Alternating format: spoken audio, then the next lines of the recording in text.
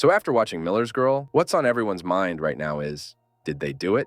Did Mr. Miller actually sleep with his student? And the answer is yes. So here's my theory. Since its announcement, we all knew this was going to be a controversial movie, mainly with its teacher and student romance. And not only that, but also the age difference and the fact that Cairo files a lawsuit for sexual harassment. Just because Mr. Miller didn't follow her fantasy at the end had a lot of people talking, and many thought it might even discourage women from speaking up. To understand what I am talking about, the movie is about an 18-year-old girl who lives in a big mansion all alone in the middle of nowhere. And from the start, she mentions that her parents are lawyers, the expensive type, as she describes them, and that they live abroad and have little contact with them. Then we see Cairo getting obsessed with a short story collection written by Jonathan Miller before ever meeting him.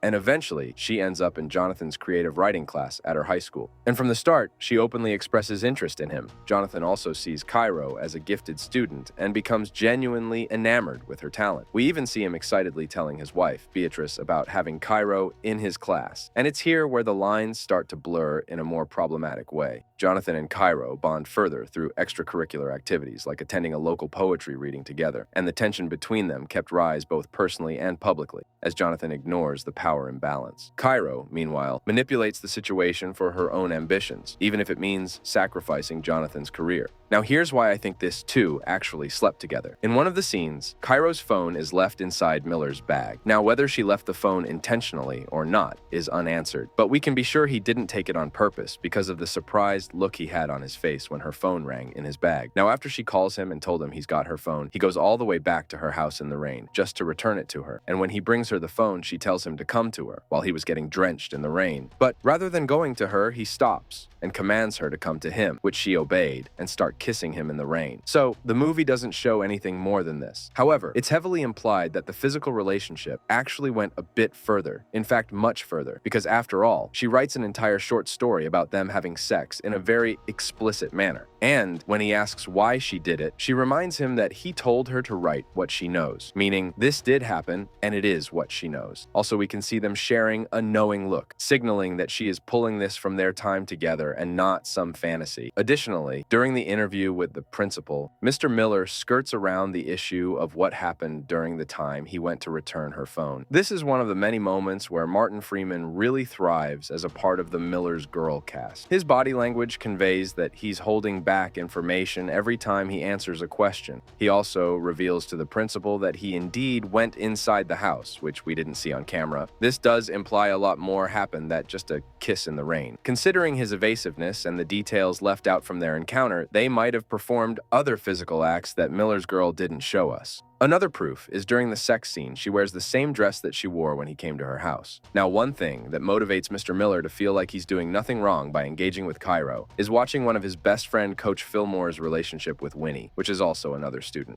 While it may not seem as bad, Coach Fillmore's behavior toward Winnie is also complicated. On one occasion, we see him willingly give his phone number to Winnie, which is a student who behaves sexually towards him. He also responds to her sexually charged texts on many occasions rather than ignoring them. So this is what I think about the movie. From the trailer, it looked quite interesting and aesthetically pleasing.